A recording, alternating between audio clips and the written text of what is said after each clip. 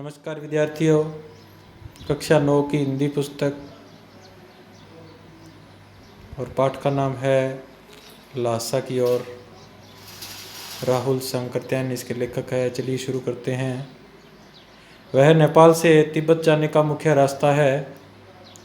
Free क्लिडफोर्ड का रास्ता जब नहीं खुला था तो नेपाल ही नहीं हिंदुस्तान की भी चीज़ें इसी रास्ते तिब्बत जाया करती थी। यह व्यापारिक ही नहीं सैनिक रास्ता भी था। इसीलिए जगह जगह फौजी चौकियां और किले बने हुए हैं जिनमें कभी चीनी पलटन रहा करती थी। आजकल बहुत से फौजी मकान गिर चुके हैं। दुर्ग के किसी भाग में जहां किसानों ने अपना बसेरा बना लिया है वहां घर कुछ आबाद दिखाई पड़ते हैं। ऐसा ही व्यक्त एक चीनी किला था। हम वहाँ चाय पीने के लिए ठहरे। तिब्बत में यात्रियों के लिए बहुत सी तकलीफ़ें भी है और कुछ आराम की बातें भी। वहाँ जाति पाति छुआछूत का सवाल ही नहीं है और न औरतें पर्दा ही करती है। बहुत निम्न श्रेणी के भीखमंगों को लोग चोरी के डर से घर के भीतर नहीं आने देते। नहीं तो आप बिल्कुल घर के भीतर चले जा सकते हैं। चाहे आप बिल्कुल अपरिचित हो तब भी घर की बहू या सासू को अपनी झोली में से चाय दे सकते हैं। वह आपके लिए उसे पका देगी। मक्खन और सोडा नमक दे दीजिए। वह चाय चोटी में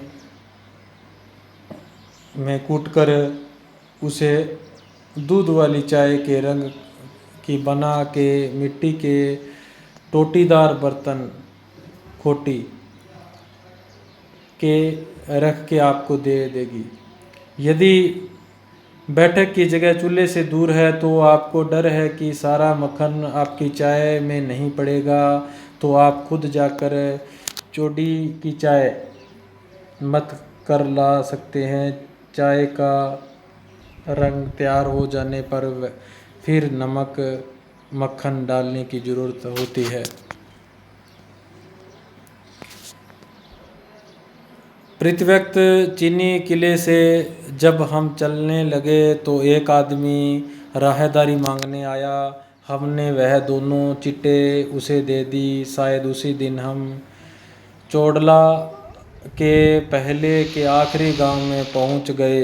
यहाँ भी सुमति के जान पहचान के आदमी थे और भिखमंगे रहते भी ठहरने के लिए अच्छी जगह मिली।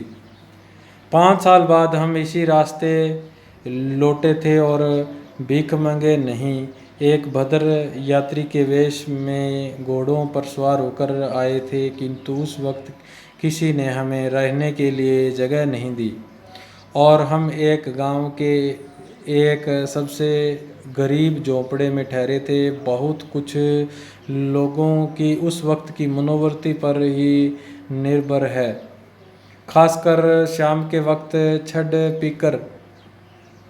छड़ पीकर बहुत कम होश हवास को दुरुस्त रखते हैं। अब हमें सबसे विकट डांडा थोड़ला पार करना था। डांडे तिब्बत में सबसे खतरे की जगह है। 16-17 हज़ार फीट की ऊंचाई होने के कारण दोनों तरफ मीलों तक कोई गांव गिराम नहीं होते। नदियों के मोड़ और पहाड़ों के कोने के कारण बहुत दूर तक आदमी को देखा नहीं जा सकता। डाकुओं के लिए यही सबसे अच्छी जगह है। तिब्बत में गांव में आकर खून हो जाए तब तो खूनी को सज़ा भी मिल सकती है, लेकिन इन निर्जन स्थानों में मरे हुए आदमियों के लिए कोई परवाह नहीं करता। सरकार खुफिया विभाग और पुलिस पर उतना खर्च नहीं करती और वहाँ गवाह भी तो कोई नहीं मिल सकता। डकैत पहले आदमी को मार डालते हैं, उसके बाद देखते हैं कि कुछ पैसा है कि नहीं। हथियार का कानून न रहने के कारण यहाँ लाठी की जगह लोग पिस्तौल बंदूक लिए फिरते हैं। डाकू यदि जान से न मारे तो खुद उसे अपने प्राणों का खतरा है। गांव में हमें मालूम हुआ कि पिछले ही साल थोड़ला के पास खून हो गया। शायद खून की हम इतनी परवाह नहीं करते क्योंकि हम भिखमंगे थे और जहाँ कहीं वैसी सूरत देखते टोपी उतार जीभ निकाल कुची कुची अर्थात दया दया एक पैसा भीख कहते भीख मांगने लगते। लेकिन पहाड़ की ऊंची चढ़ाई थी, पीठ पर सामान लाद कर कैसे चलते। और अगला पड़ाव 16-17 मील से कम नहीं था। मैंने सुमति से कहा कि यहाँ से लटकोर तक के लिए 2 घोड़े कर लो, सामान भी रख लेंगे और चढ़े चढ़े चलेंगे। नमस्कार। आगे पढ़ेंगे अगली वीडियो में बच्चों। धन्यवाद।